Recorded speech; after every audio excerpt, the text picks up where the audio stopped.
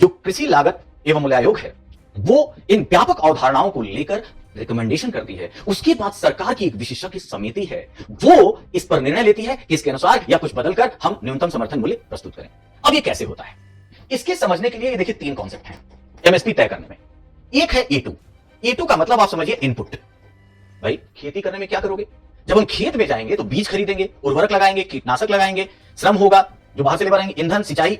तो जितनी हम चीजें खेती के इनपुट के लिए लगाते हैं उन सबका जो लागत आता है उसको हम ए2 कहते हैं। एक है एफएल, फैमिली लेबर, पारिवारिक श्रम का आरोपित मूल्य। जैसा मैंने कहा था एमएस स्वामीनाथन समिति की रिपोर्ट, उसने कहा था इन दोनों को नहीं, C2 को फैक्टर बताओ, और C2 को कहा जाता है व्यापक लागत। यह कहता है कि C2 इक्वल टू A2 और FL तो शामिल होगा ही होगा। साथ ही साथ जो सबसे अच्छी बात है कि जो हमने स्वामित्व वाली भूमि ली है या हमने मशीनरी जैसे मान लीजिए ट्रैक्टर किराए पे लिया या कृषि लगाने के लिए अगर हमने कुछ पूंजी ली तो उस पर जो ब्याज लिया है उसको भी तो जोड़ोगे।